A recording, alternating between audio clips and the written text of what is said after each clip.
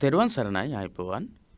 ධර්මාචාර්ය විභාග පන්තිය 9 වෙනි දවස් විදිහට අද බෞද්ධ ඉතිහාසය හා සංස්කෘතිය කියන පොතට අදාළව සහ ප්‍රශ්න පත්‍ර වලට අදාළව ප්‍රශ්න පත්‍ර අංක 4 යටතේ බෞද්ධ ඉතිහාසය හා සංස්කෘතිය ප්‍රශ්න පත්‍රයේ ලැබෙන්නේ ධර්මාචාර්ය විභාගයේදී.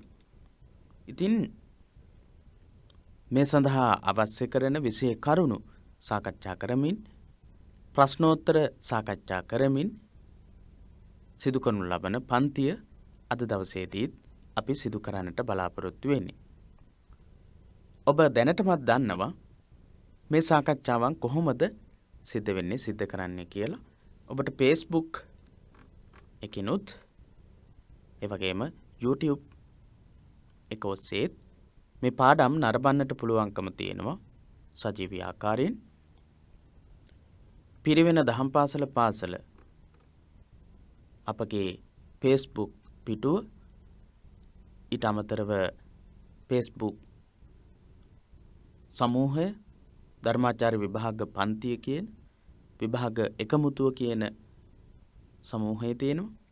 පිරිවෙන දහම් පාසල කියන සමූහය තියෙනවා. මේ හැම එකක් ඔස්සේත් පිරිවෙන දහම් පාසල කියන YouTube නාලිකාව ඔස්සේත් මේ පාඩම් නරඹන්නට පුළුවන්කම තියෙනවා.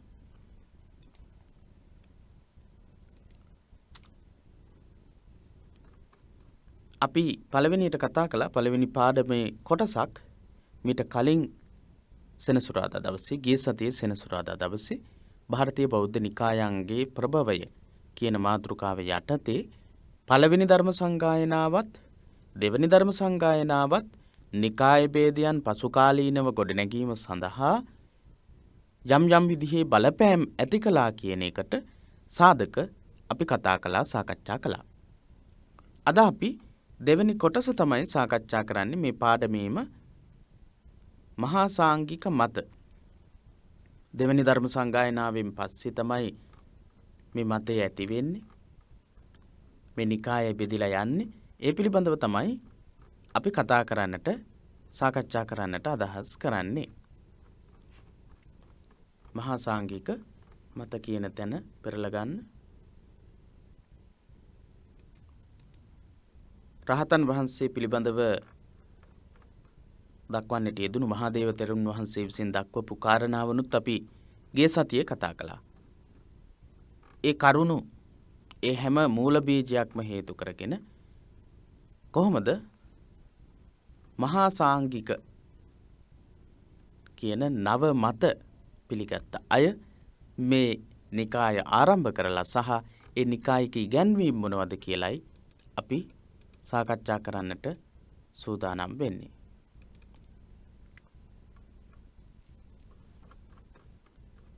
අවධානය යොමු කරන්න මහා සාංගික මත කියන කොටසට. මහා සාංගික සම්ප්‍රදාය මගින් බුදුරජාණන් වහන්සේගේ ඓතිහාසික චරිතය ලෝකෝත්තර බවට නංවන ලදී. මහා සාංගික ඉගැන්වීමේ ප්‍රධානම ලක්ෂණයක්. අපි දීර්ඝ විස්තර කතා කරන්නේ නැහැ. වැදගත් වෙන විශේෂ කරුණු තමයි කතා කරන්නේ. එහෙනම් මහා සාංගික මතයන් අතර බුදුරජාණන් වහන්සේගේ චරිතය ඓතිහාසික චරිතය ලෝකෝත්තර බවට පත් කරනවා. බුදුරජාණන් වහන්සේගේ ඓතිහාසික චරිතය උන්වහන්සේ ඉන්දියාවේ රාජ්‍ය වංශයකට උරුමකම් කියන රාජකුමාරියෙක් විදිහට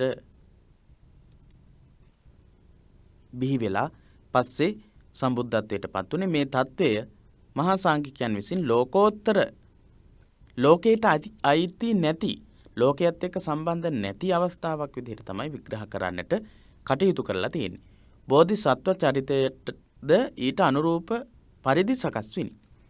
බුද්ධ චරිතය ලෝකෝත්තර බවට පරිවර්තනය කළා වගේම බෝධිසත්වයන් වහන්සේ අපි තේරවාදී සම්ප්‍රදායට අනුව දන්න බෝධිසත්ව ඉගැන්වීමට වඩා වෙනස් ඉගැන්වීමක් අනුව තමයි මහා සාංගිකයන් විසින් බෝධිසත්වයන් වහන්සේගේ චරිතයත් නිරූපණය කරලා තියෙන්නේ. බුදුරජාණන් වහන්සේ මෙන්ම බෝධිසත්වයන් ලෝකෝත්තර දිව්‍යමය පුද්ගලයන් බවද ලෝකානුවර්තනයේ ලෝකයේ චාරිත්‍ර වාරිත්‍රවලට අනුරූප වීම සඳහා ලෞකික පිළිවෙත් අනුව ක්‍රියා කරන බව රංගනයේද ඔවුන් ඒවා යථාර්ථ වශයෙන් නොකරන බවද ඔවුහු දැක්වූහ. බුදුරජාණන් වහන්සේ වගේම බෝධිසත්වයන් වහන්සේත් ලෝකෝත්තර දිව්‍යමය පුද්ගලයෝ බවට පරිවර්තනය කරනවා මහා සාංඝිකයන් විසින්. අතිමානුෂීය ලක්ෂණ එකතු කරලා තිනවා බෝධිසත්ව චරිතයට සහ බුද්ධ චරිතයට. ඒ මහා සාංඝික මත ඉදිරිපත් කරන අය ඉදිරිපත් කරනවා ලෝකානුවර්තනය සඳහා ලෝකයේ චාරිත්‍ර වාරිත්‍රවලට අනුව කටයුතු කිරීම සඳහා විතරයි බුදුරජාණන් වහන්සේලා කුදුමහත් කටයුතු සිද්ධ කරන්නේ. සාමාන්‍ය මිනිසුන් විසින් අනුගමනය කරන ආහාර ගැනීම, එහෙම නැත්නම් දානේ වැළඳීම, පැම් පහසු වීම, වැසිකිලි කැසිකිලි කිරීම අපි ඉදිරියේදී තව කතා කරනවා. ඒ හැම දෙයක්ම සිද්ධ කරන්නේ ලෝකානුවර්තනය සඳහා විතරයි කියලා තමයි මහා සාංඝිකයන් උගන්වන්නේ. පසු කාලයේදී උපනිකායන් රාශියකට කැඩුනද මහා සාංඝිකයෝ දීර්ඝ කාලයක් ಭಾರತයේ මෙන්ම විදේශවලද ව්‍යාප්ත වූවා.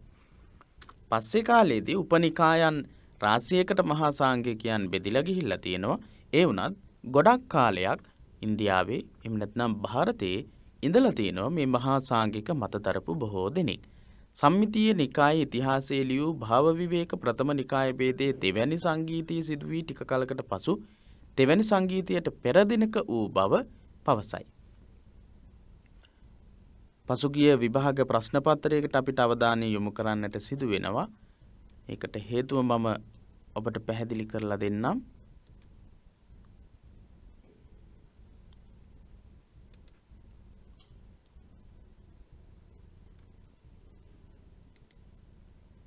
බෞද්ධ ඉතිහාසය හා සංස්කෘතිය ප්‍රශ්න පත්‍රයේ 2017-2018 අවුරුද්දේ ප්‍රශ්න පත්‍රයේ කෙටි ප්‍රශ්න පත්‍රයේ පළවෙනි කොටසේ 4වෙනි ප්‍රශ්නයේදී සම්මිතීය නිකායේ ඉතිහාසයේ ලියන ලද්දේ කවරකු විසින්ද කියන ප්‍රශ්නයක් යොමු වෙලා තියෙනවා. සම්මිතීය නිකායේ ඉතිහාසයේ ලියන ලද්දේ කවරකු විසින්ද කියලා. සම්මිතීය නිකායේ ඉතිහාසයේ ලියූ භාව විවේක ප්‍රථම නිකාය ભેදයේ දෙවැනි සංගීතය සිදු වී ටික කලකට පසු දෙවැනි සංගීතයට පෙර දිනක වූ බව පවසයි කියලා පාඩමේ ඒ විදිහට සඳහන් කරලා තියෙනවා.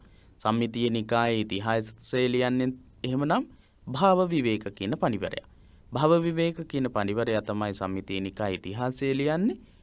ප්‍රථම නිකාය ભેදයේ සංගීතය දෙවැනි ධර්ම සංගායනාව සිද්ධ වෙලා ටිකක් කාලයක් ගත වුණාට පස්සේ තුන්වෙනි ධර්ම සංගායනාවට කලින් දවසක සිද්ධ වුණා කියලා තමයි කියන්නේ. සම්මිතීය නිකායේ ඉතිහාසයේ ලියපු කෙනාගේ නම විතරයි ප්‍රශ්නේදී අහන්නේ. ඊට අමතරව මේ විස්තරයත් අපිට වැදගත් වේවි. තවත් ප්‍රශ්න යොමු වෙන්නට පුළුවන්. භාව විවේක සඳහන් කරන ආකාරයට ප්‍රථම නිකාය ભેදය ඇති වී ඇත්තේ කුමන කාලයකද කියලා අහන්න පුළුවන්. දෙවැනි ධර්ම සංගායනාව සිද්ධ වෙලා ටික කාලයකට පස්සේ තුන්වෙනි ධර්ම සංගායනාවට කලින් කියලා. ඔහුගේ අදහස අනුව ඒ වකවානුව ක්‍රිස්තු පූර්ව මේ කාලය භව විවේක කියන විදිහට ක්‍රිස්තු පූර්ව 349 දී පමණ විය යුතුය. 349 වෙන්න ඕන. භව විවේක සඳහන් කරන විදිහට පළවෙනි නිකාය ભેදයේ සිද්ධ වෙලා තියෙන්නේ ක්‍රිස්තු පූර්ව 349 දී. නන්ද හා මහා පද්ම යන රාජ්‍ය සමයන්හිදීය. පළවෙනි නිකාය ભેදය ඇති වෙලා තියෙන්නේ භව විවේක ප්‍රකාශ කරන විදිහට නන්ද සහ මහා පද්ම කියන රාජ්‍ය යුගයන් වලදී. කාලාශෝක රජ කලේ ක්‍රිස්තු පූර්ව 396 සිට 360 දක්වාය. ක්‍රිස්තු පූර්ව 317 දී අවසාන නන්ද රාජ යුගයේ සීමාව මේ නිසා බුද්ධ ශාසනයේ ප්‍රථම නිකාය ભેදයේ සිදු වූ රාජ්‍ය වංශයේ සමය ලෙස වැදගත් වේ. එහෙනම් පළවෙනි රාජ්‍ය වංශය වෙන්නේ නිකාය ભેදයේ ඇති වෙලා තියෙන්නේ නන්ද කියන රාජ්‍ය යුගයේදී. නන්ද කියන රාජ්‍ය යුගයේදී කාලාශෝක රජ කම් කරලා තියෙන්නේ ක්‍රිස්තු පූර්ව 396 ඉඳලා 360 දක්වා. ක්‍රිස්තු පූර්ව 317 දී අවසාන නන්ද යුගය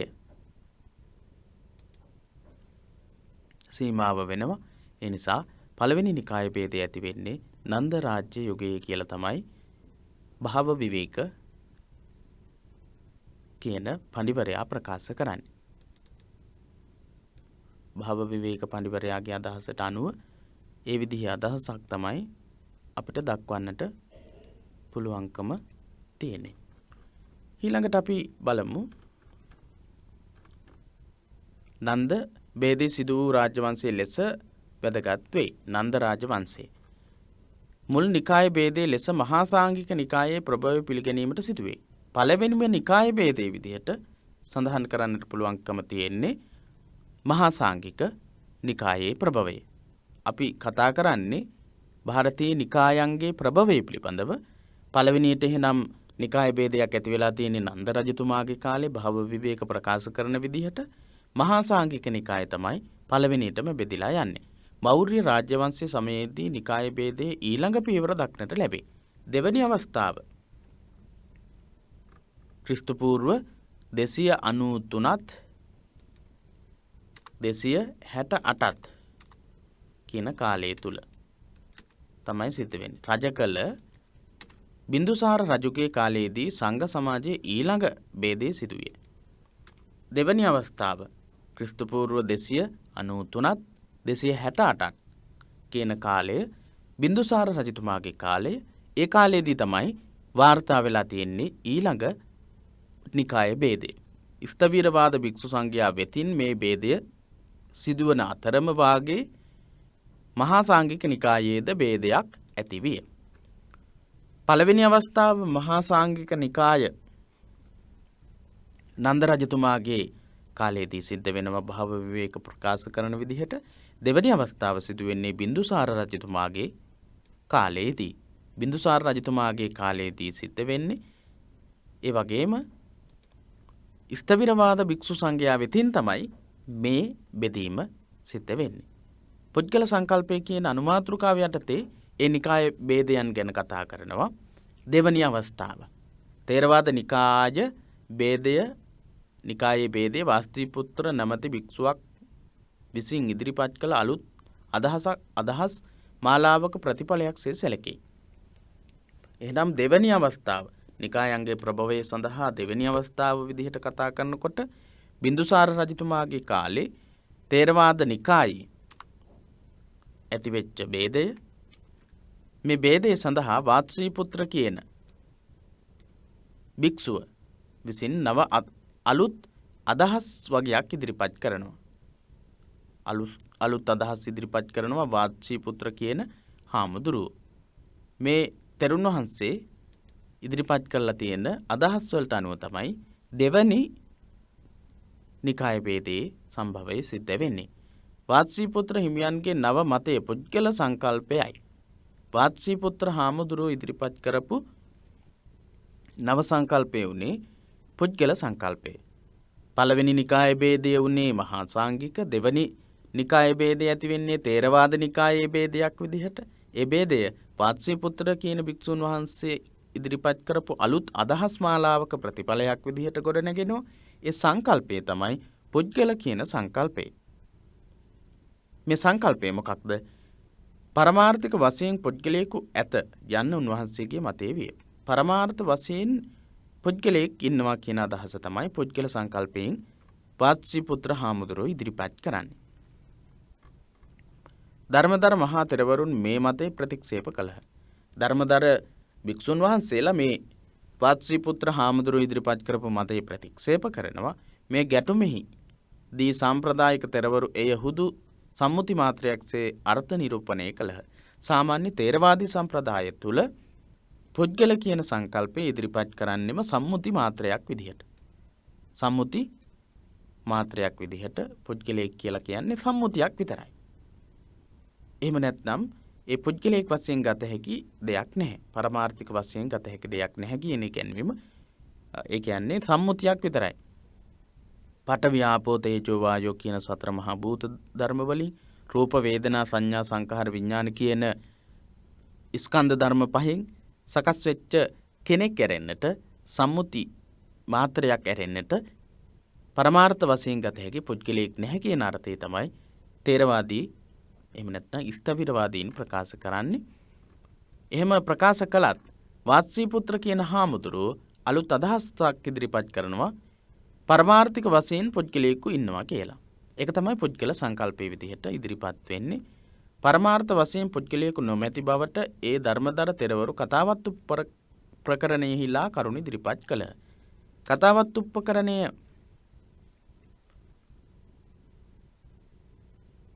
ස්ථවිරවාදීන්ගේ ධර්මයන් අනිත් විරුද්ධ ධර්මයන් ඛණ්ඩනය කරන්නට රචනා වෙන ප්‍රධානතම ග්‍රන්ථය මේ කතාවත් උපකරණේ වාත්සීපුත්‍ර හාමුදුරුවෝ ඉදිරිපත් කරපු පුද්ගල සංකල්පය ගැන තොරතුරු ඉදිරිපත් කරලා තියෙනවා. පරමාර්ථ වශයෙන් පුද්ගලයෙකු නොමැති බවට ඒ ධර්මදර තෙරවරු කතාවත් උපකරණේ කරුණු ඉදිරිපත් කරලා තියෙනවා. එසේ උවද වාත්සීපුත්‍ර හිමියන්ගේ අදහස පිළිගත් පිරිසක්ද වූහ. ධර්මදර තෙරවරුන් විසින් කතාවත් උපකරණයේදී මේ පුද්ගල සංකල්පේ ප්‍රතික්ෂේප කරමින් පරමාර්ථික වශයෙන් පුද්ගලයෙකු නැහැ කියලා කොයි විදිහට කරුණු ඉදිරිපත් කළත් වාත්සීපුත්‍ර හාමුදුරුවන්ගේ අදහස පිළිගන්නත් පිරිසක් ඉඳලා තියෙනවා. මද කලකට පසු මහා සාංඝික නිකායෙන්ද නව සාකා දෙකක් බිහිවිය. පුද්ගල සංකල්පයත් එක්ක ගොඩනැගෙච්ච වාත්සීපුත්‍රී හාමුදුරුවෝ ආරම්භ කරපු නිකාය වාත්සීපුත්‍ර නිකාය විදිහට තමයි ප්‍රසිද්ධ වෙන්නේ. පස්සේ කාලයේදී මේ වාත්සීපුත්‍ර හාමුදුරුවෝ ඉදිරිපත් කරන සංකල්පය බෙදිලා ගියේ තේරවාදී සම්ප්‍රදාය තුලින්. එහෙනම් ප්‍රධාන බෙදීම් දෙක තේරවාද සහ මහා සාංඝික. ඊට පස්සේ තේරවාදයේ තුලින් වාත්සීපුත්‍රී හාමුදුරුවෝ විසින් පුද්ගලයා පරමාර්ථ වශයෙන් ඉන්නවා කියලා ගොඩනගාගත්ත වාත්සීපුත්‍රීය නිකායික ඉගැන්වීම කියන බෙදීමක් මේ වෙද්දී ඇති වෙලා තියෙනවා. එතකොට බෙදීම් තුනයි. ඊට පස්සේ ටික කාලයකට පස්සේ මහා සාංඝික නිකායෙන්ද නව ශාඛා දෙකක් බිහි වෙනවා. මහා සාංඝික නිකායෙනුත් නිකායන් දෙකක් බිහි වෙනවා. ඒකක් බෝහාරික ඒකක් විවහාරික කියලා කියනවා. එක විවහාරික නිකාය ගෝකුලික නිකාය. ඒකක් බෝහාරික ගෝකුලික කියන නිකායන් දෙක තමයි මහා සාංඝික නිකායෙන් බෙදෙන්නේ. එහෙමනම් දැන් මේ වෙද්දී නිකායන් කොටස් 5යි. ප්‍රධාන බෙදීම් දෙක තේරවාද සහ මහා සාංඝික. ඊළඟට තේරවාදීන් වාත්සීපුත්‍රීය නිකාය බෙදෙනවා. ඊළඟට මහා සාංඝික නිකායෙන් කොටස් දෙකක් බෙදෙනවා. ඒකක් විවහාරික සහ ගෝකුලික කියලා. මේ නිකායද්වයෙන් ගෝකුලිකයන් අභිධර්මයේ පිළිබඳ විශේෂඥයන් බව කියවේ. ගෝකුලිකයෝ කියලා කියන්නේ අභිධර්මයේ පිළිබඳ විශේෂ අවධානයක් යොමු කරපු පිරිසක්. මහා සාංඝිකයන්ගේ ගෝකුලික කියන නිකාය අභිධර්මයේ පිළිබඳ විශේෂ බවක් විශේෂ අවධානයක් යොමු කරපු පිරිසක්. තේරවාද වාර්තාවල දැක්වෙන තොරතුරු අනුව ගෝකුලිකයන්ගේ ප්‍රධාන මතය පංචස්කන්ධයේ හුදෙක් ගිනි අඟුරු ගොඩක් මිස වෙන යමක් නොවන බවයි. තේරවාදී වාර්තාවල සඳහන් කරනවා ගෝකුලිකයන්ගේ ප්‍රධාන මතය වෙලා තියෙන්නේ පංචස්කන්ධයේ හුදෙක් ගිනි අඟුරු ගොඩක් මිස වෙන යමක් නොවන බව. වෙන යමක් නෙවෙයි කියන එක. පුද්ගල සංකල්පයේම තවත් විස්තර කරලා දැක්වෙන අවස්ථාවක් තමයි මේ පංචස්කන්ධය. හුදෙක් ගිනි අඟුරු ගොඩක් මිස වෙනම දෙයක් වෙන යමක් නෙවෙයි කියන ඉගැන්වීම. එහෙනම් මෙතනදී මහා සාංඝිකයන් විසින් ඉදිරිපත් කරන ගෝකුලිකයන්ගේ මත අනුව පංචස්කන්ධය පුද්ගලයා කියන සංකල්පය ගැන ගෝකුලික නිකාය කොයි වගේ අදහසක්ද ඉදිරිපත් කරලා තියෙන්නේ. තේරවාදී වාර්තාවල දැක්වෙන විදිහට පංචස්කන්ධය කියන්නේ හුදෙක් ගිනි අඟුරු ගොඩක් මිසක් පරමාර්ථික මේ වශයෙන් ගත හැකි දෙයක් නෙමෙයි කියන අදහස. පුද්ගල සංකල්පය පිළිබඳ වාත්සීපුත්‍රීය නිකායත් අවධානය යොමු කරලා තියෙනවා. ගෝකුලිකයොත් මේ පුද්ගල කියන සංකල්පය ගැන තොරතුරු ඉදිරිපත් කරලා තියෙනවා. ගෝකුලිකයෝ ඉදිරිපත් කරන්නේ පංචස්කන්ධය කියන්නේ ගිනි අඟුරු ගොඩක් විතරයි කියලා. ලොව සැපයයි කිව හැකි කිසිත් නොමැති බවත් එය හුදෙක් දුක් රසක් බවත් අවධාරණය කෙරේ. ගෝකුලිකයෝ දක්වන තවත් අදහසක් තමයි ලෝකේ සැපයි කියලා කියන්න පුළුවන් කිසිම දෙයක් නැහැ. ඒ හුදෙක් දුක් රැසක් විතරයි කියලාත් අදහසක් ඉදිරිපත් කරනවා. වෙනත් වාර්තාවලට අනුව ගෝකුලිකයෝ නියම බුද්ධ ධර්මයේ අභිධර්මයේ ලෙස පිළිගත්තා. නියම ධර්මයේ ගෝකුලිකයෝ පිළි අරගෙන තියෙන්නේ අභිධර්මයේ විදිහට. සමහර වාර්තාවල කියලා තියෙනවා නියම ධර්මයේ අභිධර්මයේ විදිහට තමයි ගෝකුලිකයෝ පිළිගෙන තියෙන්නේ. ගෝකුලික නිකාය ගැන කියන්නට වුණොත් අපිට කියන්නට වෙනවා පුද්ගලයා කියන්නේ පංචස්කන්ධය කියන්නේ හුදු ගිනි අඟුරු ගොඩක් විතරයි කියන අදහස දක්වනවා. ලෝකයේ සැපයි කියලා හිතාගෙන ඉන්න කිසිම දෙයක සැපවත් භාවයක් නැහැ කියලා සඳහන් කරනවා. දුක් රැසක් විතරයි තියෙන්නේ කියලා සඳහන් කරනවා. ඒ වගේ විශේෂ ඉගැන්වීම් තියෙනවා. ඊට අමතරව සමහර වාර්තාවල සඳහන් වෙනවා ගෝකුලිකයෝ නියම බුද්ධ ධර්මයේ පිළිගන්නේ අභිධර්මයේ විදිහට කියලාත් සඳහන් වෙලා තියෙනවා. සූත්‍ර දේශනා ගැන අවධානය යොමු කොට ඇත්තේ අවස්ථානුකූලව ගැලපෙන්නේ නම් පමණයි. අවස්ථානුකූලව ගැලපෙනවා නම් විතරයි සූත්‍ර ධර්ම ගලපගෙන තියෙන්නේ. එහෙනම් අභිධර්මය තමයි වැඩිපුරම ගෝකුලික කියන නිකායේ පිරිස්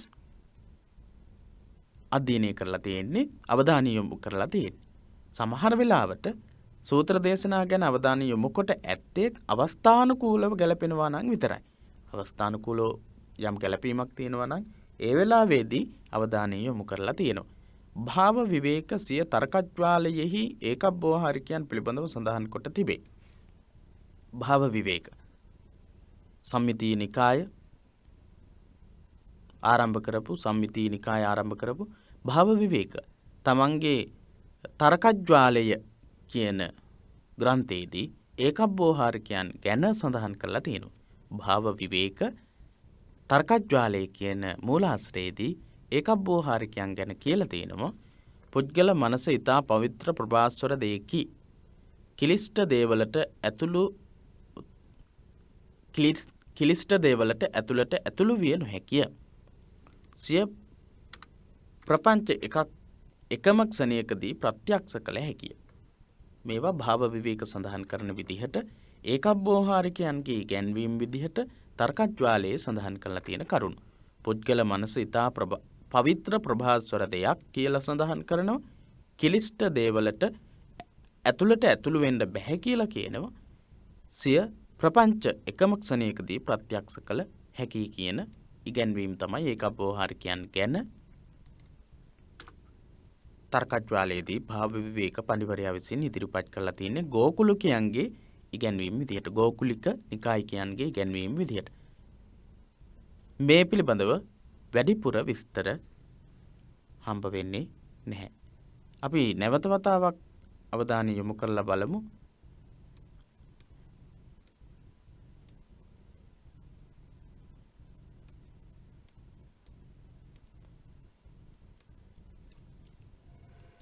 මොනවද පහුගිය වර්ෂවලදී ලැබිලා තියෙන ප්‍රශ්න කියලා?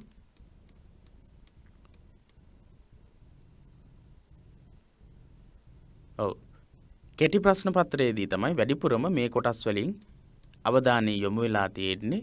ඒ නිසා අනිවාර්යයෙන්ම ඔබ අවධානය යොමු කළ යුතුයි මේ කොටස් වලට.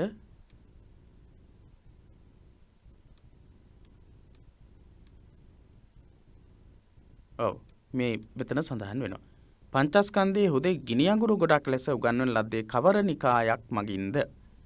2017-2018 අවුරුද්දේ ප්‍රශ්න පත්‍රයේ ලෝ පවත්නා සියලු දේ හුදු නාම මාත්‍ර හා සංකල්ප පමණක් බව ඉගැන්වූ කවරහුද? ඒ විදිහේ ප්‍රශ්න තියෙනවා. මේ කාලය තුල මහා සාංඝිකයන්ගෙන් බෙදී ගිය නිකාය දෙක මොකක්ද? ධර්මාශෝක රාජ්‍ය සමයට පෙර තේරවාද සම්ප්‍රදායෙන් බිඳී ගිය නිකාය කුමක්ද? ධර්මාශෝක රජතුමාගේ කාලයට කලින් බෙදලා ගියපු තේරවාදී නිකායේ අශෝක රාජ්‍ය සමයට පෙර තේරවාද සම්ප්‍රදායෙන් බෙදී ගිය නිකාය කුමක්ද කියලා වාත්සී පුත්‍රීය නිකාය, පුද්ගල සංකල්ප ඉදිරිපත් කරන නිකාය. මේ කාලය තුල මහා සාංඝිකයන්ගෙන් බෙදී ගිය නිකාය දෙක මොනවද කියලා අහනවා. අපි දැන් කතා කරපු නිකායන් තමයි මේ අහලා තියෙන්නේ. පංචස්කන්ධයේ හුදේ ගිනි අඟුරු ගොඩක් ලෙස උගන්වන ලද්දේ කවර නිකායක් මගින්ද කියන ප්‍රශ්නයත් අහලා තිනවා. ලෝපවත්නා සියලු දේ හුදු නාම මාත්‍ර හා සංකල්ප පමණක් බව දක්වපු අය කවුද මොන නිකායේද එහෙම දක්වලා තියෙන්නේ කියලාත් ප්‍රශ්නයක් යොමු වෙලා තියෙනවා. හොඳයි. අපි මේ කතා කරපු කොටසේදී ඔබට ඒ සඳහා පිළිතුරු ලැබෙන්නට ඇති. අපි ඉදිරියේදී කතා කරන තොරතුරු වලින් ඔබට මේ ප්‍රශ්න සඳහා පිළිතුරු ලබා ගන්නට පුළුවන්. ඇතැම් මූලාශ්‍රයන්ට අනුව එකක් ව්‍යවහාරිකයන් ලොව පවත්නා සියලු දේ හුදු නාම මාත්‍ර හා සංකල්ප පමණක් වන බව ඉගැන්වී යයි සිටිය හැකිය. ඒකක් ව්‍යවහාරිකයෝ තමයි නාම මාත්‍ර පමණයි කියන ඉගැන්වීම උගන්වලා තියෙන්නේ. මේ අනුව සංඝ සමාජයේ ධර්මාශෝක රාජ්‍ය සමයට පෙර ආතුව නිකාය 5ක් බවට බෙදී තිබිනි. ථේරවාද සංඝයා වෙතින් වාත්සී පුත්‍ර නිකාය බෙදලා ගිහිල්ලා තිබුණා. මහා සාංඝිකයන් වෙතින් ඒකක් ව්‍යවහාරිකයෝද ගෝකුලිකයෝද ඒකක් ව්‍යවහාරික සහ ගෝකුලික කියන නිකායන් දෙක. මේ අපි කතා කරන විස්තර 2017-2018 අවුරුද්දේ ඒ විදිහටම ප්‍රශ්නෙට නැගිලා තියෙනවා. 2018-2019 වර්ෂයේදීත් අවධානයට යොමු වෙන්නට ඇති. කෙසේ නමුත් පළවෙනි පාඩමේදී ඉදිරිපත් වෙන ගොඩක් කරුණු ප්‍රශ්න පත්‍රවලදී පළවෙනි කොටසට ඇතුළත් වෙලා තියෙනවා. ප්‍රශ්න පත්‍රයේ පළවෙනි කොටසට ඇතුළත් වෙලා තියෙනවා. ඒ නිසා ඒ කෙරෙහි අවධානය යොමු කරන්නට කියලා ඔබට සිහිපත් කරනවා. ඊළඟට අපි බලමු ධර්මාශෝක සංකල්පය කියන අනුමාතෘකාව යටතේ තියෙන තොරතුරු වලට.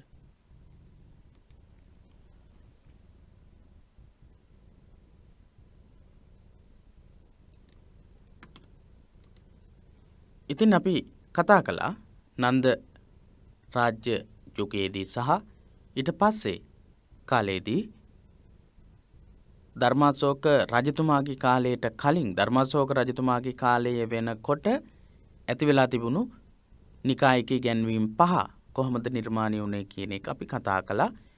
ධර්මාශෝක රජතුමාගේ කාලයේදී නිකායික ඉගැන්වීම් නිකායික බෙදීම් බෙදලා යන්න අවස්ථාවක් සලසලා නැහැ. ධර්මාශෝක රජතුමා සංඝයාගේ සාමග්‍රිය සමගිය ආරක්ෂා කරන්නට කටයුතු කරලා තියෙනවා. අපි බලමු කතා කරලා එතකොට ඔබට පැහැදිලි කරගන්න පුළුවන්. ධර්මාශෝක සංකල්පය කියන මාතෘකාව සංඝ සමාජයේ ධර්මාශෝක සමය වන විට පැවතියේ මේ තත්ත්වයේනි. අපි කතා කරපු තත්ත්වයෙන් තමයි තිබුණේ. ඒ සමගම ස්ථවිරවාද නිකාය තුළ තවත් ભેදයක් වර්ධනය වෙමින් පැවතිනි. ථේරවාදයේ තුළ වාත්සී පුත්‍ර කියන නිකායට අමතරව තවත් නිකායික ඉගැන්වීමක් වර්ධනය වෙමින් තිබ්බා. මතුවෙන ගමන් තිබුණා. මේ ස්වරූපය ගැන ධර්මාශෝක රජුටද දැනගැනීමට ලැබී තිබිනි. මේ වාත්සී පුත්‍රී නිකායට අමතරව ථේරවාදයෙන් බෙදී යන්න සූදානම් වෙමින් තිබුණු නිකායික ඉගැන්වීම ගැන ධර්මාශෝක රජතුමාට දැනගන්න ලැබිලා තිබුණා. අශෝක රජුගේ අවසාන කාල පරිච්ඡේදයට අයත් දිනවකවානු රහිත එක් සෙල්ලිපියක් බෞද්ධ භික්ෂු භික්ෂුණී සංඝයාගේ සාමග්‍රිය පිළිබඳව සඳහන් කරයි. මේ වාත්සී පුත්‍රී නිකායට අමතරව ථේරවාදයෙන් බෙදලා යන්න සූදානම් වෙමින් තිබුණු නිකාය ගැන ධර්මාශෝක රජතුමාට දැනගන්න ලැබිලා තියෙනවා. ධර්මාශෝක රජතුමාගේ අවසාන කාලයට අයිති වෙන දිනවකවානු රහිත වෙච්ච සෙල්ලිපියක් තියෙනවා. ඒ සෙල්ලිපියේ සඳහන් වෙන බෞද්ධ භික්ෂු භික්ෂුණී සංඝයාගේ සාමග්‍රිය පිළිබඳව සඳහන් කරලා තියෙනවා. භික්ෂු භික්ෂුණී සංඝයා සමගියෙන් යුක්තව කටයුතු කළ යුතුයි කියලා තමයි ධර්මාශෝක රජතුමා මේ සෙල්ලිපියේ සඳහන් කරලා තියෙන්නේ. එහි භික්ෂු සංඝයා බොහෝ කලක් සමගිව සිටීම සිය අභිප්‍රාය බව පවසා ඇත. එහෙනම් ථේරවාදයෙන් මේ බෙදලා යන්න සෝදානමින් තිබුණු නිකායික ඉගැන්වීම වැළැක්වීම සඳහා එහෙම නැත්නම් මේ වගේ ભેද බින්නතා ඇතිවීම රජතුමා විසින් අපේක්ෂා නොකරපු බව තමයි මේ සෙල්ලිපියෙන් සඳහන් වෙලා තියෙන්නේ. සංඝයා ભેද කිරීමට උත්සාහ කරන ඕනෑම භික්ෂුවක හෝ භික්ෂුණීක හෝ සුදුවත් හඳවා සසුනෙන් නිරපිය යුතු බවද මේ සෙල්ලිපි අවධාරණය කරලා තියෙනවා. මේ වගකීම ගිහි රාජ්‍ය නිලධාරීන්ට පවරා ඇත. ඒ විදිහේ සංඝ ભેදය ඇති කරන විදිහේ කටයුතු කවුරු හරි කරනවා නම් ඒ අයට දඬුවම් දෙන්නට කියලා පවරලා තිබුණා ගිහි රාජ්‍ය නිලධාරීන්ට. ගිහි රාජ්‍ය නිලධාරීන්ට තමයි පවරලා තිබුණේ. එහෙත් සංඝයා අතර විවිධ නිකාය භේද ඇති කිරීමට ප්‍රයත්න දරන්නන් සිවුරු හරවා ගැනීමේ බලයක් ඔවුන්ට නොවූ බවද පැහැදිලිය. සංඝ සමාජය තුළ යම් ભેද බින්නතා ඇති කරන භික්ෂු භික්ෂුණී පිරිසක් ඉන්නවා නම් ඒ අයව සිවුරු හරවලා ඉවත් කිරීමේ හැකියාවක් ගිහි නිලධාරීන්ට තිබුණේ නැහැ. ඓතිහාසික වාර්තා අනුව අශෝක රජ දවස වන විට සංඝයා නිකාය 5කට බෙදී තිබීම ගැන අධිරජ කුමක් කිරීමට අපේක්ෂා කළේ දැයි පැහැදිලි නැත. අශෝක රජතුමාගේ කාලය වෙනකොට නිකාය 5ක් බෙදිලා තිබුණා. ඒ ගැන අශෝක රජතුමා ඒ පහම එකතු කරන්නට හෝ ඒ විදිහේ වැඩපිළිවෙලකට ගියපු බවක් දකින්නට නැහැ. ඒකට හේතුව තමයි සෙසු ආගම් කෙරෙහි පවා සහනශීලී ප්‍රතිපත්තියක් අනුගමනය කළ ධර්මාශෝක රජ සමහර විට බුදු සමය තුල වූ නිකාය ભેද විශේෂිත සහනශීලියක් දැක්වුවා වන්නටද පිළිවෙන. අපි ඉදිරි පාඩම් වලදී කතා කරනවා ධර්මාශෝක රජතුමාගේ සහනශීලී ආගමික ප්‍රතිපත්ති ගැන. අනිත් ආගම් වලටත් සහනශීලී ප්‍රතිපත්තියක් අනුගමනය කරපු ධර්මාශෝක රජතුමා මේ බුදුදහමට සම්බන්ධ නිකායික ඉගැන්වීම් වලට සහනශීලීතාවයක් දක්වපු නිසා අශෝක රජතුමාගේ කාලය වෙනකොට තිබුණු නිකායික ඉගැන්වීම් වලට සහනශීලී බවක් දක්වන්නට ඇති කියලා අපිට හිතන්නට පුළුවන්. එහෙත් අලුතින් ભેද ඇතිවන්නට නොදී රැක ගැනීමෙන් පවත්නා නිකායවල වටිනාකම ආරක්ෂා කර වර්ධනය කරගන්නට ඔහු කල්පනා කළාද විය හැකිය. අලුතින් නිකාය ભેද ඇතිවෙන්න ධර්මාශෝක රජතුමා කටයුතු කළේ නැහැ. හැබැයි තිබුණු නිකායන් වටිනාකම් දීලා ආරක්ෂා කරගන්නට කටයුතු කළා තියෙනවා. සංඝයා ભેද බින්න නොවී සමගිව සිටීමේ වටිනාකම පිළිබඳව විවිධ සටහන් බෞද්ධ පොතපතෙහි දැක්වෙන නිසා එසේ බලහත්කාරයෙන් හෝ ભેද වැළකීම පහත් ක්‍රියාවක්සේ අශෝක රජතුමා කල්පනා කරන්නට ඇත. බුදුරජාණන් වහන්සේ ඕනතරම් අවවාද අනුශාසනා ලබා දීලා තියෙනවා සමගියෙන් යුක්තව සංඝයා කොහොමද කටයුතු කරන්නට ඕන කියලා. ඒ නිසා සංඝයා වහන්සේලාට භික්ෂුන් වහන්සේලාට අවවාද දීමේ සෙල්ලිපි නිතර දක්වන්නට කියනනම් සමගි කරවීම සම්බන්ධව අශෝක රජතුමා අවධානය යොමු කරන්නට කියනනම් බුදුරජාණන් වහන්සේ දේශනා කළා තියෙන දේවල් වලට පිටින් යන භික්ෂුන් වහන්සේලා කෙරෙහි අවධානය යොමු කරන්නට වෙනවා. ඒක ඒ තරම් සුදුසු දෙයක් නෙවෙයි කියලා කල්පනා කරලා තමයි අශෝක රජතුමා ඒ ගැන අවධානය යොමු කරලා නැත්තේ. බෙදී පැවති නිකායන් අතරින් අශෝක රජතුමා වඩාත්ම අභිරුචියක් දක්වා ඇත්තේ ස්ථවිරවාදී නිකායට බව එම නිකායේ වාර්තාවල දැක්වෙයි. ස්ථවිරවාදයට තමයි අශෝක රජතුමා වැඩිපුර අවධානයක් යොමු කරලා තියෙන්නේ ගොඩක් මූලාශ්‍ර අධ්‍යයනය කරලා බලනකොට. ඒ නිකායේ කටයුතු සඳහා රජතුමා මැදිහත්ව ක්‍රියා කළ ආකාරයේද ඒ තුල සිටි ධර්ම විරෝධී අදහස් දරූ අය සුදුවත් හඳවා නිරපු අයුරුද ස්ථවිරවාදී නිකායික වාර්තාවල සඳහන් වෙයි.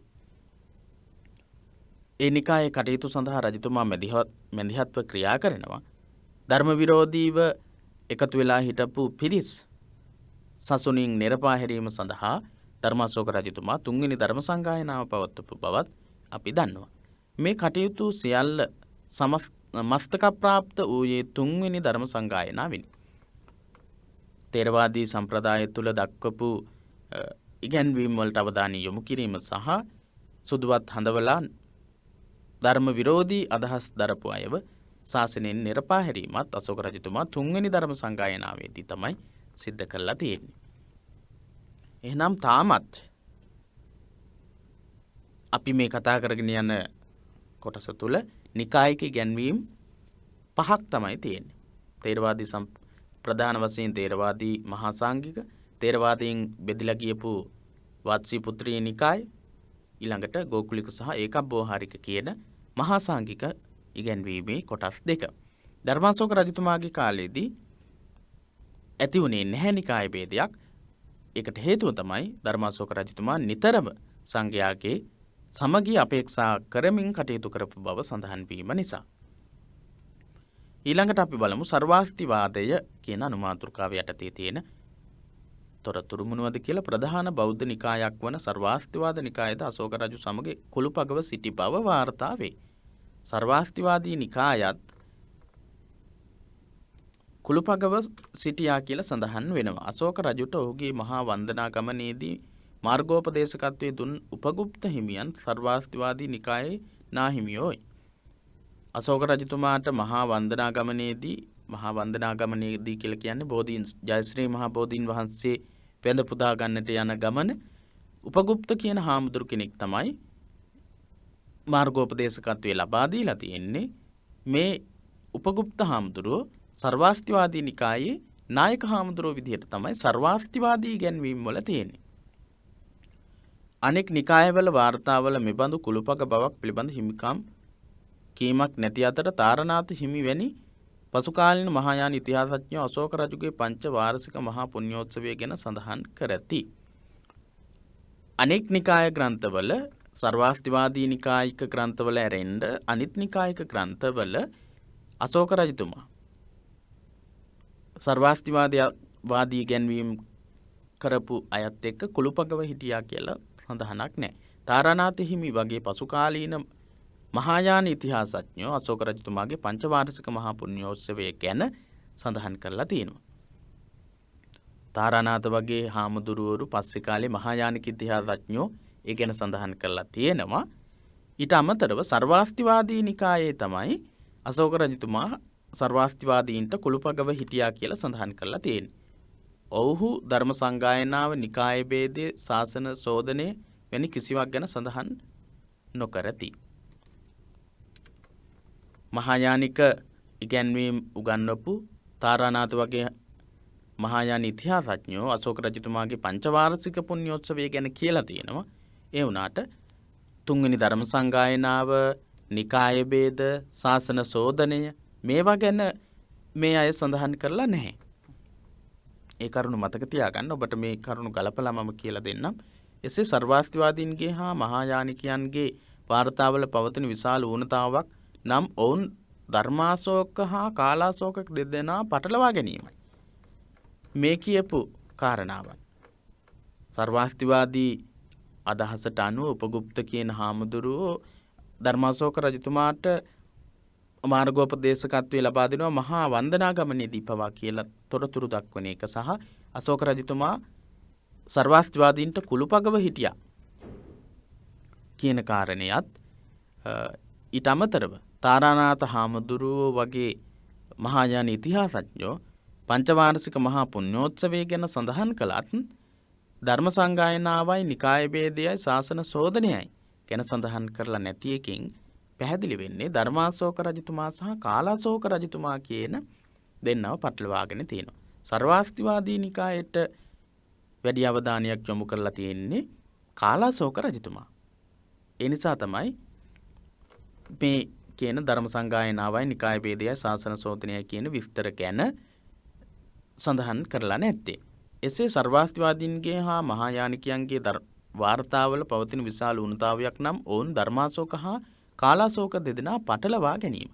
සර්වාස්තිවාදී සම්ප්‍රදායේ ප්‍රභවය පිළිබඳව ඇති තොරතුරු අනුව ධර්මාශෝක රජතුමාගේ කාලයේදී ස්ථවිරවාදී නිකාය තුළ කිසියම් මතවාදී අරගලයක් මෝරමින් පැවති බව සිතිය හැකිය. ධර්මාශෝක රජතුමාගේ කාලයේදී අපි මීට කලිනුත් කතා කළා යම්කිසි තේරවාදී භික්ෂුන් වහන්සේලාගෙන් තවත් නිකායක් බෙදලා යන ස්වරූපයක් පෙන්눔 කරමින් තිබුණා. අශෝක රජතුමා මේ අවස්ථාවලදී සංඝයා සමගි කරවීම සඳහා සෙල්ලිපිවල තොරතුරු සඳහන් කරලා තියෙනවා. ඒ වගේම මහා මාත්‍රවරු පත් කරලා තියෙනවා යම්කිසි විදිහකින් භික්ෂුවක් හෝ භික්ෂුණියක් සංඝ සමාජයේ දෙදරා යෑමක් කෙරෙහි ගැටලු ඇති වෙන විදිහට හැසිරෙනවා නම් ඒ අයව සුදුවත් හඳවලා සසුනින් නිර්පාහරින්නට කියලා. එහෙම මෝරමින් තිබුණු ඉගැන්වීම පස්සේ කාලේදී සර්වාස්තිවාදයේ ප්‍රභවය ලැබීමෙන් මේ මතවාදී අරගලේ එළි දැක්විනි. පස්සේ කාලේදී ධර්මාශෝක රජතුමාගේ කාලේදී මතුවෙන්න උත්සාහ වෙමින් තිබුණු සංකල්පයේ සර්වාස්තිවාදයේ විදිහට පස්සේ කාලේ තමයි එළි දැක්විලා තියෙන්නේ. අශෝක රජු සිය පක්ෂපාතීත්වයේ දක්වා ඇත්තේ ස්ථවිරවාදීන් වෙතය. ස්ථවිරවාදී ඉගැන්වීමට තමයි ධර්මාශෝක රජතුමා අවධානය යොමු කරලා තියෙන්නේ කියලා අපි මුලිනුත් කතා කළා. සර්වාස්තිවාදීහුද අශෝක රජු තමන්ට පක්ෂපාතී වූ බව පවසති. සර්වාස්තිවාදීනුත් කියනවා ධර්මාශෝක රජතුමා තමන්ට පක්ෂපාතී වුණා කියලා. ඒ අය ඔවුන් එසේ පවසන්නට ඇත්තේ තෙරවරුන් සමග එකට සිටි කාල සීමාව සිහියට නගමින් විය යුතුය. ස්ථවිරවාදීන්ගෙන්ම මේ සර්වාස්තිවාදීන් බෙදිලා ගියපු නිසා බෙදිලා යන්න කලින් ස්ථවිරවාදී භික්ෂූන් එක්කම තමයි සර්වාස්තිවාදී නිකායේ හිටපු අයත් ඉඳලා තියෙන්නේ. ඒ නිසා මේ අය බෙදිලා ගියාට පස්සෙත් හිතනවා අශෝක රජතුමා මේ විදිහට කුළුපගව ඉන්න ඇත්තේ සර්වාස්තිවාදී නිකායට ලැබිකමක් දක්වපු නිසා කියලා. නැහැ. සර්වාස්තිවාදී නිකාය තුළ අශෝක රජතුමාගේ කැමැත්තක් තිබුණා නෙවෙයි. තේරවාදී භික්ෂුන් වහන්සේලා අතරම මේ සර්වාස්තිවාදී අදහස් දරපු භික්ෂුන් වහන්සේලා ඉන්න කාලේ අශෝක රජතුමා ඒ හාමුදුරුවරු හැමදෙනාටම සලකලා තියෙනවා. ඒ නිසා තමයි සර්වාස්තිවාදීන් පස්සේ කාලේ කියලා තියෙන්නේ අශෝක රජතුමා තමන්ටත් පක්ෂපාතී වෙලා තියෙනවා කියලා. ස්ථවිරවාදීන් සර්වාස්තිවාදයේ බෙදී යාමේ දිනේ ලෙස අශෝක රජුගේ 18 වෙනි රාජ්‍ය වර්ෂයේ ස්ථවිරවාදීහු සඳහන් කරති. ස්ථවිරවාදීන් සර්වාස්තිවාදයේ බෙදී යාමේ දිනේ විදිහට අශෝක රජතුමාගේ 18 වෙනි රාජ්‍ය වර්ෂය ස්ථවිරවාදීන් විසින් ඉදිරිපත් කරලා තියෙනවා. කෙසේ වුවද තෙරවාදී වාර්තාවල අශෝක රජුගේ ශාසන සුද්ධියෙන් නිකාය බෙදයක් ඇති වූ බව වාර්තා කර ඇත. තේරවාදී වාර්තාවල අශෝක රජුගේ ශාසන සුද්ධියෙන් නිකාය බෙදයක් ඇති වුණා කියලා සඳහන් කරලා තියෙනවා. වාර්තාවල දක්වා ඇත්තේ අබෞද්ධ මතදැරූ තීර්ථකයන් ලාභ සත්කාර අපේක්ෂාවෙන් තේරීය සංඝයාට එක් වී සිටි නිසා ඒ අය සුදුවත් හඳවා සසුනින් බැහැර කළ බවයි. තේරවාදී සම්ප්‍රදායේ කියන්නේ වාර්තාවල සඳහන් වෙන්නේ අබෞද්ධ මතදරපු බෞද්ධ නොවන මතදරපු අශෝක රජතුමාගේ ලාභ සත්කාර ලබා ගැනීමේ අපේක්ෂාවෙන් තේරවාදී භික්ෂුන් වහන්සේලාටම එකතු වෙලා හිටපු පිරිසක් තමයි සුදුවත් හඳවලා නිරපාහැරියක් කියලා කියන්නේ. ඔවුන් නිරපා ඇත්තේ අවිනයවාදී හැසිරීම නිසා නොව ධර්මයේ පිළිබඳ ප්‍රශ්න මිත්‍යා දෘෂ්ටි දැරීම නිසාය. ධර්මයේ පිළිබඳව ප්‍රශ්න සහ මිත්‍යා දෘෂ්ටි දැරීම නිසා තමයි ඒ අයව නිරපාහැරලා තියෙන්නේ. අවිනයවාදී හැසිරීම නිසා නෙවෙයි. මිසදිටු ගත්තන් ගිහි බවට හැරවීමට අශෝක රජුගේ කාර්ය වූ නිසා හැරවීම කාර්ය වූ නිසා එය නිකාය ભેදයක් ලෙස වාර්තා කරන්නට තේරවාදීන්ට අවශ්‍ය නොවේ. තේරවාදීන් මේක නිකාය ભેදයක් විදිහට දක්වලා නැහැ. මිත්‍යා දෘෂ්ටික අදහස් දරපු අයව ශාසනයෙන් නිරපාහැරියා.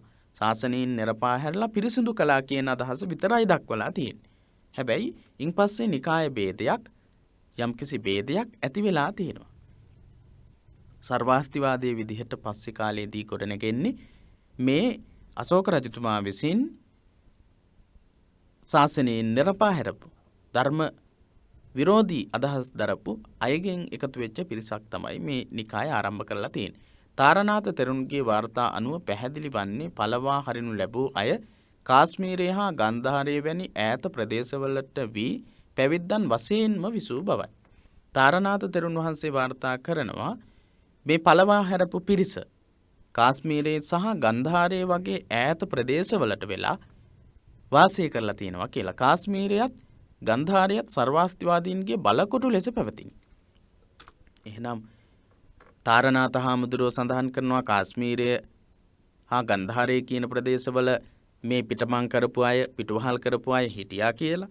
ඒ වගේම ඓතිහාසික මූලාශ්‍ර අධ්‍යයනය කරනකොට කාශ්මීරයත් ගන්ධාරයත් කියලා කියන්නේ සර්වාස්තිවාදීන්ගේ බලකොටු විදිහට ක්‍රියාත්මක වෙච්ච ස්ථාන විදිහට සඳහන් කරන්නට පුළුවන්.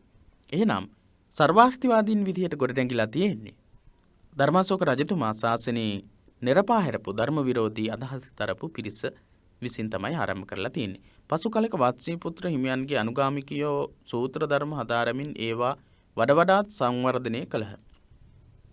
වත්සීපුත්‍රිය හාමුදුරුවෝ තේරවාදී සම්ප්‍රදාය තුල පළවෙනිම නිකාය ભેදය ඇති කරන්න කටයුතු කරපු හාමුදුරුවෝ තමයි වත්සීපුත්‍ර කියන්නේ. මේ හාමුදුරුවන්ගේ ශිෂ්‍යානුශිෂ්‍ය පිරිස් පස්සේ කාලයේදී සූත්‍ර ධර්ම හදාරමින් ඒවා වඩාත් සංවර්ධනය කරන්න උත්සාහයක් අරගෙන තියෙනවා. වාත්සීපුත්‍ර හිමියන් ඉගැන්වූ නව විනය අභිධර්මයෙන් තෘප්තියටපත් නොවූ අය සිය මතාන්තරද ඇතුළත් කොට නව ග්‍රන්ථ සකසා ඒවා ඊට ඇඳූ. වාත්සීපුත්‍ර හාමුදුරුවෝ ඉදිරිපත් කරපු පුද්ගල සංකල්පයට අමතරව ඒකෙන් සෑහීමකටපත් වෙච්ච නැති වාචීපුත්‍රීය භික්ෂුන් වහන්සේලා තම තමන් තව තව අදහස් ඒ වාචීපුත්‍රීය හාමුදුරුවෝ ගන්වපු ඉගැන්වීමට මේකතු කළා. මෙලෙස කටයුතු කිරීම මගින් නවනිකාය 4ක් පහළ විය. වාචීපුත්‍රීය හාමුදුරුවන්ගේ ඉගැන්වීම තුල තිබුණු දේවල් වලින් පමණක් සෑහීමකට පත්වෙච්ච නැති පුද්ගල සංකල්පයේ පිළිබඳව මත දරපු පිරිස්, වාචීපුත්‍රීය මත දරපු පිරිස් පස්සේ කාලේදී තම තමන්ගේ තොරතුරු ඉදිරිපත් කරමින් නිකායන් කිහිපයක් නිර්මාණය කරනවා. ධම්මොත්තරීය, භද්‍රයානික, සම්මිතීය සහ සන්නාගරික කියලා ඒ නිකාය 4. වාචීපුත්‍රීය නිකායෙන් බිහිවෙච්ච නිකායන් 4ක්. ධම්මොත්තරීය, භද්‍රයානික සහ සම්මිතීය කියන නිකායන්. ධම්මොත්තරීය, භද්‍රයානික, සම්මිතීය, සන්නාගරික කියන නිකායන්. බොන්ගින් සම්මිතියන් හැර අනෙක් නිකාය 3 ගැන තොරතුරු ඉතා අල්ප වෙයි. සම්මිතියන් ගැන ඇරෙන්න අනික් නිකායන් ගැන තොරතුරු නැහැ. චීන බසින් ඇති සම්මිතීය ශාස්ත්‍ර නැමැති ග්‍රන්ථයෙන් ප්‍රකට වන්නේ සම්මිතියන් විසින් පුද්ගල සංකල්පය පිළිබඳ කරන ලද විග්‍රහයකි. චීන බසින් සම්මිතීය ශාස්ත්‍ර නැමැති ග්‍රන්ථයෙන් ප්‍රකට වෙනවා සම්මිතියන් විසින් පුද්ගල සංකල්පය පිළිබඳව කරන විග්‍රහයක්. මේ අනුව සම්මිතියන් හා සමකාලීනව බෙදී ගිය අනෙක් නිකායවල අයද මේ සංකල්පය පිළිබඳව ඔවුන්ගේම විස්තර විග්‍රහ ඉදිරිපත් කරන ලද්දැයි අනුමාන කළ හැකිය. සම්මිතීය නිකායේ තියෙන්නේ පුද්ගල සංකල්පය පිළිබඳව කරන ලද විග්‍රහයන්. ඒ විදිහේම විග්‍රහයන් අනිත් ග්‍රන්ථවලත් තියෙන්නට ඇති කියලා අපිට හිතන්නට පුළුවන්කම හැකියාව තියෙනවා. හොඳයි. ඒ අපි කතා කළේ සර්වාස්තිවාදී නිකායක ඉගැන්වීම ගැන. සර්වාස්තිවාදී නිකාය කොහොමද ප්‍රභවය වෙන්නේ කියලා. ඊට අමතරව ඇතිවෙච්ච නිකායන් කිහිපයක් මේක සර්වාස්තිවාදී කියන නිකායට අයිති වෙන්නේ නැහැ. ධර්මෝත්තරයේ, භද්‍රයානික, සම්මිතීය සහ සන්නාගරික කියන ඉගැන්වීම අයිති වෙන්නේ වාචීපුත්‍රීය නිකායට. වාචීපුත්‍රීය නිකායෙන් තමයි මේක බෙදලා යන්නේ. තේරවාදීන්ගේ තේරවාද මහායාන, තේරවාද මහා සංඝික කියන ප්‍රධාන ඉගැන්වීම් දෙක. ඒකෙන් බෙදලා ගියා තේරවාදීන් වාචීපුත්‍රීය කියලා. වාචීපුත්‍රීය කියන නිකායෙන්ම තමයි ධම්මොත්තරීය, භද්‍රයානික සහ සම්මිතීය, සන්නාගරික කියන නිකායන් බෙදලා යන්නේ. ඊට අමතරව ඊට පස්සේ තමයි සර්වාස්තිවාදී නිකායත් තේරවාදයේ තුලින්ම බෙදලා ගිහිල්ලා තියෙන්නේ. සර්වාස්තිවාදයේ තුලින්ම. එහෙනම් සර්වාස්තිවාදය අයිති වෙන්නේ තේරවාදී සම්ප්‍රදායෙන් බෙදලා ගියපු ඉගැන්වීමක් විදිහට. ඊළඟට අපි බලමු ලෝකෝත්තරවාදය කියන ඉගැන්වීම. ලෝකෝත්තරවාදය ගැන මොනවද අපිට කතා කරන්නට තියෙන්නේ කියලා. මේ කාල සීමාව ඇතුළතම මෙන් එක විවහාරික නිකායෙන් අලුත් නිකායක් ලෙස ලෝකෝත්තරවාදීහු බිඳී ගිය. ලෝකෝත්තරවාදීන් බෙදලා යනවා වාචීපුත්‍රීය නිකායෙන් අපි උඩින් කතා කරපු, මුලින් කතා කරපු නිකාය 4 බෙදලා යන කාලයේදීම මහා සාංඝික නිකායේ ඒක විවහාරික කියන නිකායෙන් තවත් කොටසක් බෙදලා යනවා. ඒක විවහාරික නිකායෙන් තවත් නිකායක් බෙදලා යනවා. ඒක තමයි ලෝකෝත්තරවාදී නිකාය කියලා කියන්නේ. ලෝකෝත්තරවාදී. ලෝකෝත්තරවාදී නිකායේ අදහස් ඇතුළත් මහා වස්තුව. ලෝකෝත්තරවාදීන්ගේ අදහස් ඇතුළත් වෙලා තියෙනවා මහා වස්තුව හා ප්‍රාතිමෝක්ෂ සූත්‍රය සංස්කෘත භාෂාවෙන්ම සොයාගෙන තිබීම ඉතා වැදගත් අවස්ථාවක් විදිහට අපිට දක්වන්නට පුළුවන්. මහා වස්තුවයි ලෝකෝත්තරවාදී නිකායේ අදහස් ඇතුළත් වෙන ග්‍රන්ථ දෙක මොනවද? මහා වස්තුව, ප්‍රාතිමෝක්ෂය. ලෝකෝත්තරවාදී නිකාය ආරම්භ වෙන්නේ මොන නිකායට සම්බන්ධවද? මහා සාංඝික නිකායේ අනුනිකායක් වන ඒකව්‍යවහාරික නිකායෙන් තමයි ලෝකෝත්තරවාදී බිහි වෙන්නේ. බුදුරජාණන් වහන්සේගේ ස්වභාවය ලෝකෝත්තර වූවක් බව ඉගැන්වූ හේයින් මේ නිකායට ලෝකෝත්තරවාදී කියලා කියනවා.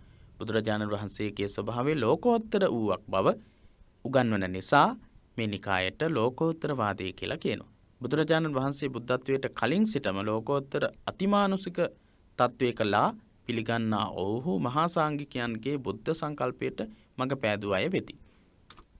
ලෝකෝත්තරවාදීන් තමයි මහායානික බුද්ධ සංකල්පයට මඟ පාදපු අය.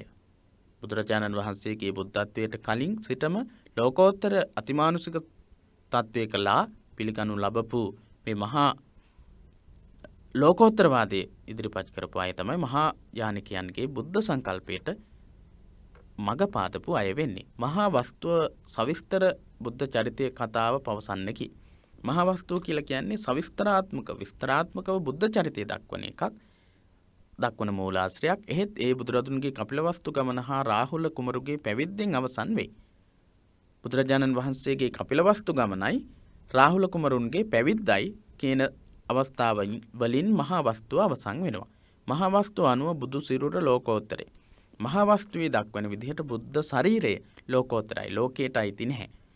උන්වහන්සේ මනුෂ්‍ය ලෝකයේදී කළ සියලු ක්‍රියා හුදෙක් ලෝක අනුවර්තනය සඳහා සිදු කළා පමණයි. ලෝකානුවර්තනය සඳහා සිදු කළා පමණයි කියලායි කියන්නේ. මිනිසුන් ආහාර අනුභව කරති, වතුර බොති, වැසිකිලි යති, නිදා ගනිති. බුදුරදහුද එසේ කරති. එසේ කරන්නේ උන්වහන්සේගේ බුදු සිරුරට ඒවා අවශ්‍ය නිසා නෙවෙයි.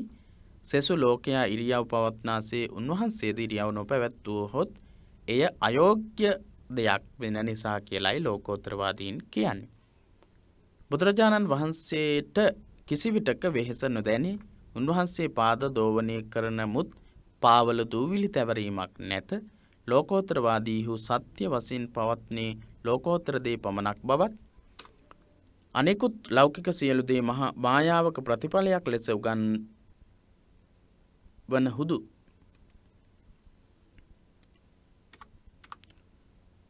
හුදු සංකල්ප මාත්‍ර බවත් ප්‍රකාශ කළහ. මේ විදිහේ ඉගැන්වීම් තමයි ලෝකෝත්තරවාදීන් ඉදිරිපත් කරලා තියෙන්නේ. ඒක ඔබට කියව ගන්නට කියලා මතක් කරනවා. ලෝකෝත්තරවාදී නිකාය බිඳී ගොස් වැඩි කාලයක් ගත නොවි මහා සාංඝික නිකායේම ශාඛාවක් වූ ගෝකුලික නිකායේ තවත් ශාඛා දෙකක් බිඳී ගියේ. ලෝකෝත්තරවාදී එක විවහාරකයන්ගෙන් බිඳිලා යනවා ලෝකෝත්තරවාදී. ඊට පස්සේ මහා සාංඝික නිකායේම ශාඛාවක් වෙච්ච ගෝකුලික කියන නිකායෙන් තවත් ශාඛා දෙකක් බිඳිලා යනවා. ඒවා තමයි බහුශ්‍රුතික පඤ්ඤත්තිවාද ප්‍රඥප්තිවාද කියන නිකායන් දෙක. ගෝකුලික නිකායෙන් බෙදලා ගියපු නිකායන් මොනවද? බහුශ්‍රුතික කියලාත් කියනවා, පඤ්ඤත්තිවාද ප්‍රඥප්තිවාද කියන නිකායන් දෙක. පසු කාලින උද්ගත වූ අභිධර්ම ගැටලු හේතු කොටගෙන මේ නිකාය දෙක පැන නගින්නට ඇත. අභිධර්ම ගැටලු හේතු කරගෙන තමයි බහුශ්‍රුතික සහ පඤ්ඤත්තිවාද කියන නිකාය දෙක බෙදලා ගිහිල්ලා තියෙන්නේ. යාඥවල්ක්‍ය නැමැති වික්ෂුවරයා විසින් බහුශ්‍රුති නිකාය ආරම්භ කරන ලද බව සඳහන් වේ. බහුශ්‍රුති නිකාය ආරම්භ කරන්නේ යාඥවල්ක්‍ය කියන වික්ෂුවරයා විසින්, වික්ෂුන් වහන්සේ විසින්. මහා කාත්යායන තෙරණුවන් විසින් ප්‍රඥප්තිවාද නිකාය ආරම්භ කරන ලද බව පැවසේ. ප්‍රඥප්තිවාද නිකාය ආරම්භ කරලා තියෙන්නේ මහා කාත්යායන කියන හාමුදුරුවෝ. ක්‍රිස්තු වර්ෂ ප්‍රථම සතවර්ෂයේ වාසය කළ නාට්‍ය හා කාව්‍ය රචනා කළ අශ්වඝෝෂ හිමියන් මේ නිකායේ අයෙකු වශයෙන් අප නොපිළිගන්නේ නම් මේ නිකායේ යයි කිව හැකි ග්‍රන්ථ ඇත්තේ එකක් පමණි. මහා කාත්යායන තෙරණුවන් විසින් ඉදිරිපත් කරපු ප්‍රඥප්තිවාද නිකාය ආරම්භ කරන ලද්දේ මේ තෙරුන් වහන්සේ කියලා කියනවා. ඊට අමතරව කියනවා ක්‍රිස්තු වර්ෂ පළවෙනි සතවර්ෂයේදී වාසය කරපු නාට්‍ය හා කාව්‍ය රචනා කරපු අශ්වඝෝෂ හාමුදුරුවොත් මේ නිකායේ අයෙකු විදිහට පිළිගන්නේ නැත්නම් ඒ නිකායට අයිති වෙන්නේ එක ග්‍රන්ථයයි කියලා කියනවා. එය නම් 3 වන සියවසේ හරිවර්මන් විසින් ලියන ලද සත්‍ය සිද්ධි ශාස්ත්‍රය නැමැති අභිධර්ම ග්‍රන්ථයයි. හරිවර්මන් කියන පඬිවරයා විසින් සත්‍ය සිද්ධි ශාස්ත්‍ර කියලා අභිධර්ම ග්‍රන්ථයක් රචනා කරනවා. ඒ ග්‍රන්ථය තමයි ඒ එකම ග්‍රන්ථය වෙන්නේ. දැනට එය ඇත්තේ චීන භාෂාවෙන් විතරයි. ප්‍රඥප්තිවාදීන්ගේ ග්‍රන්ථ කිසිවක් දැනට හමු වී නැහැ. ප්‍රඥප්තිවාදීන්ගේ ග්‍රන්ථ කිසිම එකක් දැනට හම්බ වෙලා නැහැ. ඔවුන් ගැන වෙනත් අයලියු වාර්තා අනුව ප්‍රඥප්තිවාදීන්ට විශේෂ අභිධර්ම ශාස්ත්‍රයක් තිබී ඇත. ප්‍රඥප්තිවාදීන්ට වෙන නිකායික ග්‍රන්ථවලට අනුව විශේෂ අභිධර්ම ශාස්ත්‍රයක් තිබිලා තියෙනවා. ඔවුන් බුදු රදුන් වදාළ සූත්‍ර ධර්ම පරමාර්ථ හා සංවෘති වශයෙන් බෙදා වෙන්කොටගෙන අවබෝධ කරගත්තා. ප්‍රඥප්තිවාදීන් මොකද කරන්නේ? බුදුරජාණන් වහන්සේ දේශනා කරපු සූත්‍ර ධර්ම පරමාර්ථ සහ සංවෘති සම්මුති විදිහට විග්‍රහ කරලා අරගෙන තියෙනවා. ඒ බුද්ධ දේශනාවේ ප්‍රඥප්ති අංශය පරමාර්ථ අංශයෙන් වෙන් කිරීම පිළිබඳ විවාදාපන්න වූහ. මේ ඉගැන්වීම පරමාර්ථ සහ සංවෘති විදිහට සූත්‍ර ධර්ම විග්‍රහ කරන්නට ගත්ත උත්සාහය බුද්ධ දේශනාවේ ප්‍රඥප්ති අංශය පරමාර්ථ අංශයෙන් වෙන් කිරීම පිළිබඳව විවාදයක් ඇති කරන්න හේතු වුණා. ද්වාදස ආයතන පරමාර්ථ නොව ප්‍රඥප්තියයි ඒ ස්කන්ධ පංචකයේ සත්‍යය. ඔය විදිහේ විවිධ ඉගැන්වීම් මේ අය ඉදිරිපත් කරලා තියෙනවා. අශෝක රජුගෙන් පසු ස්ථවිරවාදයෙන් වැදගත් නිකාය තුනක් බිඳී ගියේ. අශෝක රජතුමාගෙන් පස්සේ නිකායන් ස්ථවිරවාදීන් නිකායන් තුනක් බෙදලා යනවා. ක්‍රිස්තු පූර්ව 3 වෙනි සියවසේ අවසාන භාගයේ වන විට මහේසාසක නිකාය අභිධර්ම කරුණු පිළිබඳ මතභේදයක් මත වෙන්ව ගියා. ඒ අය අසංස්කෘත වර්ග දෙකක් තියෙනවා කියලා අවධාරණය කරමින් සර්වාස්තිවාදීන්ගේ අදහස් හා එකඟ වුණා. මහේසාසක නිකායේ අය. ඔවුන්ට මහේසාසක යන නම යෙදිලා තියෙන්නේ ඔවුන්ගේ මව්බිම මහේස දේශය නිසා. මීට මද කාලයකට පස්සේ කෙටි කාලයකට පස්සේ හිමවත ප්‍රදේශයේ වාසය කරපු ස්ථවිරවාදීහු ස්වාධීන නිකායක් වශයෙන් ස්ථවිරවාදීන් වෙන් වුණා. ඔවුන් වෙත ධර්මයේ ගෙන ගිය කාශ්‍යප තෙරුන්ගේ නමින් ඒ අය කාශ්‍යපීය නිකාය විදිහට වර්ග වුණා. ඔවුහුද සර්වාස්තිවාදයේ බලපෑමට නතු වූ රහතන් වහන්සේ එම තත්වයෙන් පිරිහෙන්නට හැකි බව පිළිගත්තා.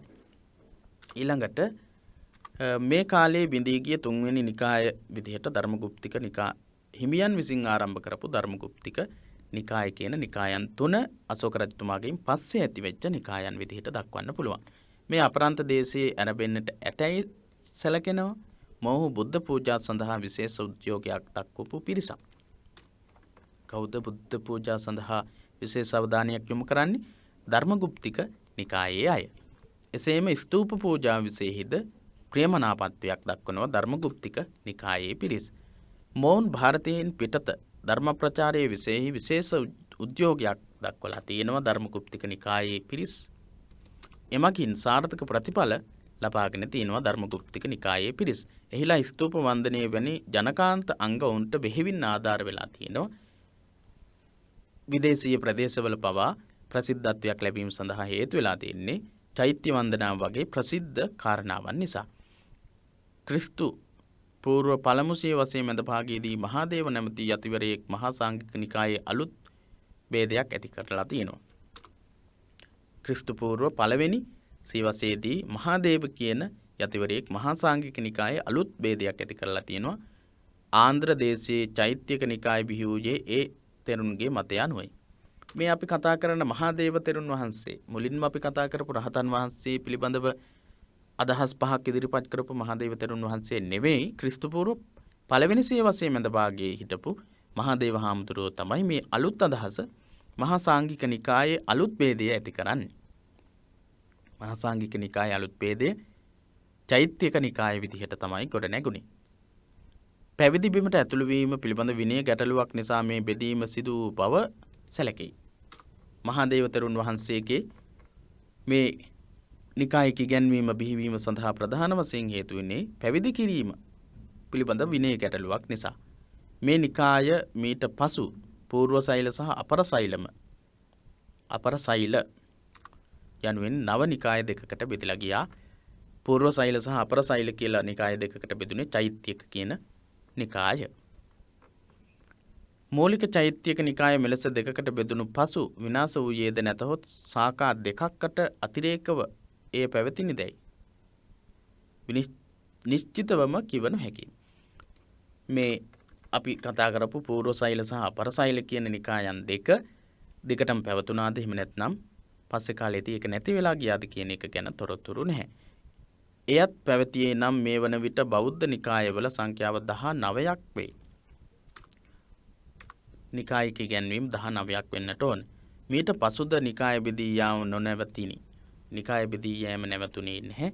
ක්‍රිස්තු වර්ෂ 300 දී පමණ චෛත්‍යයන් වෙතින් චෛත්‍ය නිකායිකයන් විසින් රාජකිරික සහ සිද්ධාත්තික යන නිකාය දෙකක් බෙදලා ගිහිල්ලා තියෙනවා. ඉන්දියාවේ වයඹ ප්‍රදේශයේ විසූ සර්වාස්තිවාදීන් වෙතින් සංක්‍රාන්තික නිකාය ඇති වූ බව වාර්තාවල සඳහන් වේ.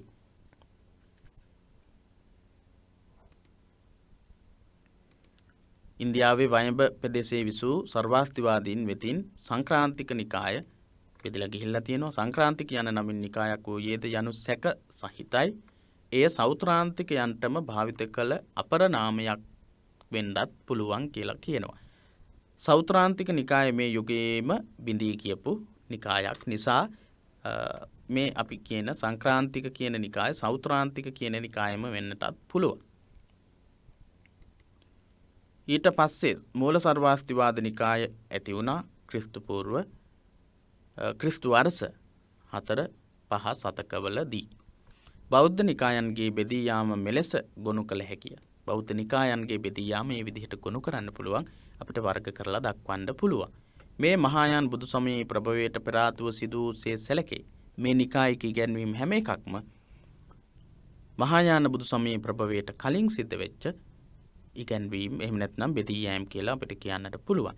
විවිධ වාර්තා ඇසුරින් ගොඩනගන ලද නිසා සමහර විට මීට වෙනස් වූ වර්ගීකරණද ඔබට දක්නට පුළුවන්. සමහර අවස්ථාවලදී විවිධ වාර්තාවලට අනුව මේවා සංග්‍රහ කරලා තියෙන නිසා තොරතුරු වෙනස්ව ඔබට හමු වෙන අවස්ථාවනුත් තියෙන්නට පුළුවන්. එහෙත් ඒ හැම එකක්ම විවිධ වාර්තා පදනම් කරගන්නා නිසා අසත්‍ය විදිහට සිතලා දෘෂ්ටියක් වශයෙන් තේරුම් ගැනීම මැනවි. මේවා දෘෂ්ටි විදිහට ගන්න වෙනවා අපිට වාර්තාවලින් අරගන්න දේවල් නිසා. ඔබට සිහිපත් කරනවා මේ පාඩම නැවත වතාවක් නරඹන්න. එතකොට තවත් හොඳට ඔබට මේ එකකට එකක් සම්බන්ධතාවයේ තේරුම් ගන්නට පුළුවන්කම තියෙනවා. ඒ වගේම ඔබට ප්‍රශ්නයක් ලබා දෙනවා. තේරවාද සහ මහා සාංගික යන ප්‍රධාන නිකායන් දෙක තුලින් ගොඩනැගුණු අනුනිකායන් වෙන වෙනම වර්ගීකරණය කරලා දක්වන්න. තේරවාද සහ මහා සාංගික යන ප්‍රධාන ඉගැන්වීම් දෙක යටතේ දැක්විය හැකි නිකායන් දෙකට අයත් කොටස් වෙන වෙනම වර්ගීකරණය කරන්නට කියන ප්‍රශ්නයක් ලබා දෙමින් අද දවසේදී සාකච්ඡාව අපි හමාර කරනවා. හෙට දවසේදී සමාජ දර්ශනය පොතට සහ ප්‍රශ්න පත්‍රයට අදාළ තොරතුරු සාකච්ඡා කරන්නට බලාපොරොත්තු වෙන පිරිවෙන දහම් පාසල අපේ YouTube නාලිකාව, Facebook පිටුව, ඒ වගේම ධර්මාචාර්ය විභාගයේ එකමුතුව සමූහය මේ සියලු සම්බන්ධතා මගින් අද දවසේදී මේ පාඩමින් සමුගන්නවා. ඔබට තෙරුවන් සරණ ප්‍රාර්ථනා කරමින්